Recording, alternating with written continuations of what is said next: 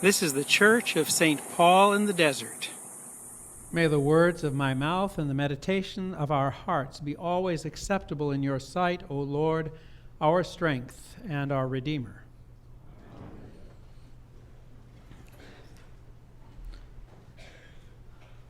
On the first Sunday after Christmas, in all 3 years of our calendar, we always read this particular gospel. We always read about the Word becoming flesh and dwelling among us.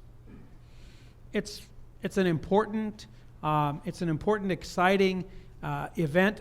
Sometimes, I probably have said this before, it's kind of like the theological version of Christmas. Whereas Christmas Eve, we get the wonderful story about Jesus in the manger and the travel to Bethlehem and shepherds. And in our version, even the kings show up on Christmas Eve. And this one, on Sunday after Christmas, is always about the Word becoming flesh and dwelling among us. And I think it's an incredibly important day. It's central to our beliefs, who we are as Christians. And this last week, I was reading a blog or a Facebook post by Diana Butler Bass. She's an author and a historian, and she preached here a few years ago in Advent.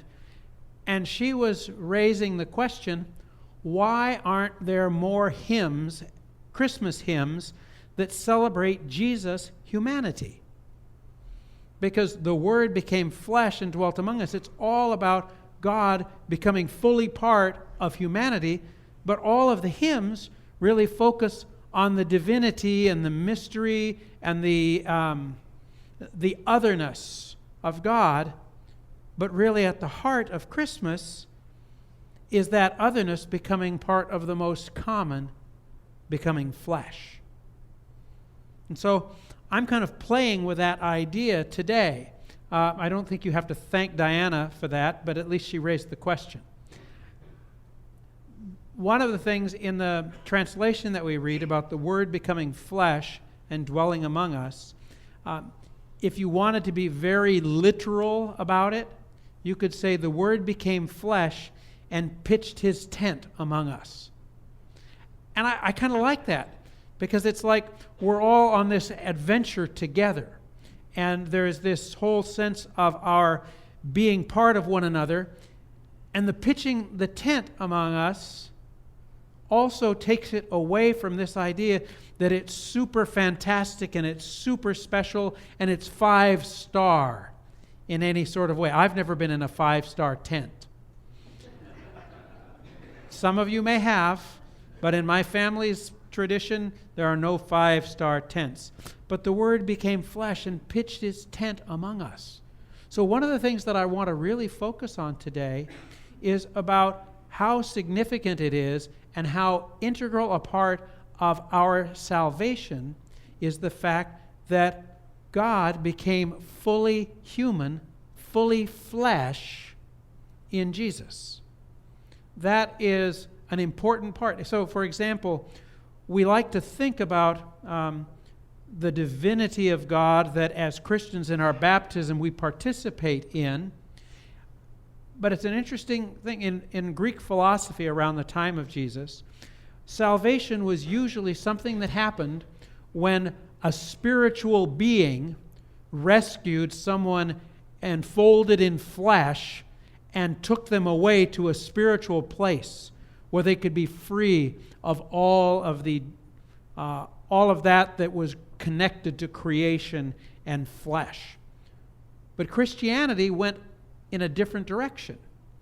Christianity said that God made all flesh and all creation, and in the incarnation of Jesus, all flesh and all creation were brought essentially to their fulfillment of what God made them to be.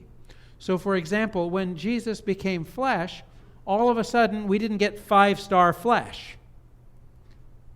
Jesus came to be with our flesh, with our limitations, with all of the things that some of us find annoying about flesh, Jesus became fully a part of that too.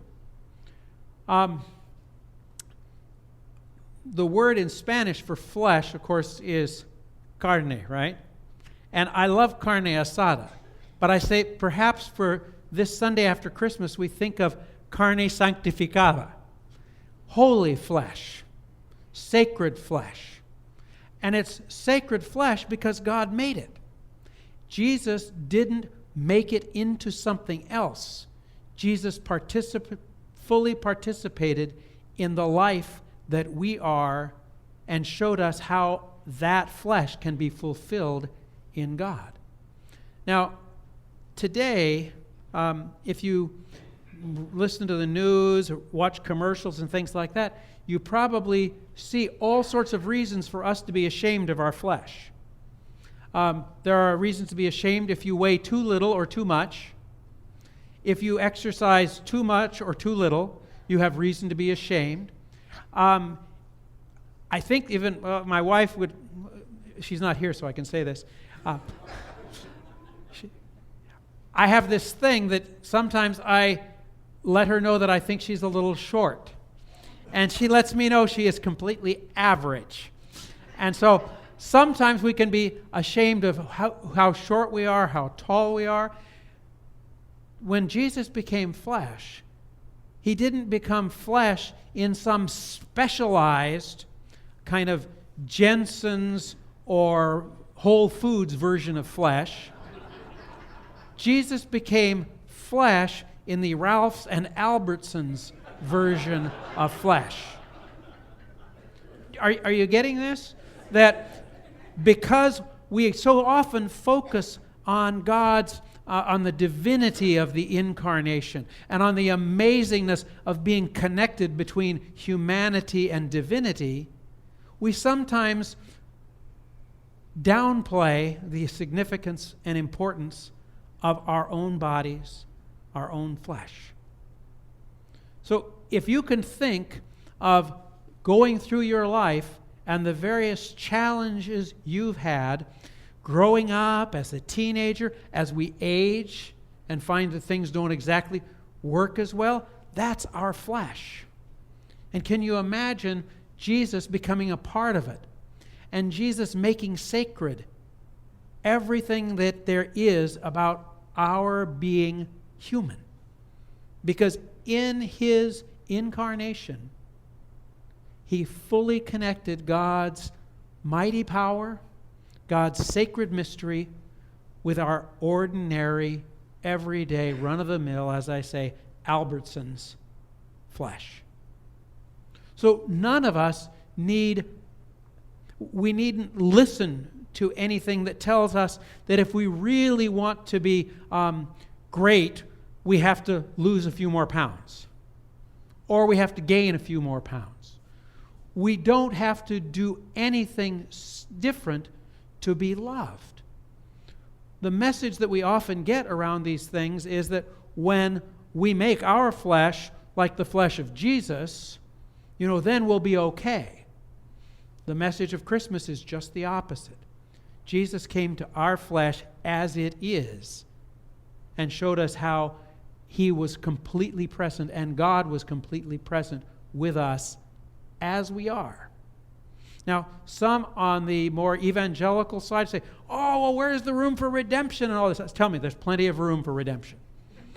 There's plenty of room for redemption. But redemption doesn't mean that our flesh, our humanity, the creation of God, isn't fully acceptable as it is. It's how do we simply fully participate in it, fully engage in it, and be who God has called us to be. In our prayers, sometimes, I think as Canon Thomas last week mentioned, in our prayers, we're always thankful about the things that God has done for us, but we don't think necessarily about what we might do for God to show God how much we love God. Well, in our prayers, we often get into this mode and immediately jump to the kind of spiritual and otherness and the sweet by and by-ness of God's heavenly dwelling, what if we focused on God with us?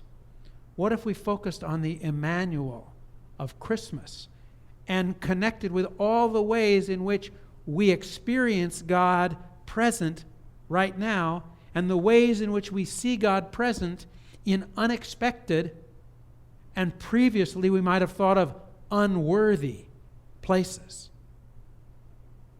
The good news of Christmas is that God has come to the worthy and the unworthy. God has come to the perfect and the not so perfect, because God comes to us as we are and fully loves and embraces us as we are, and then asks of us that we go out and do the same.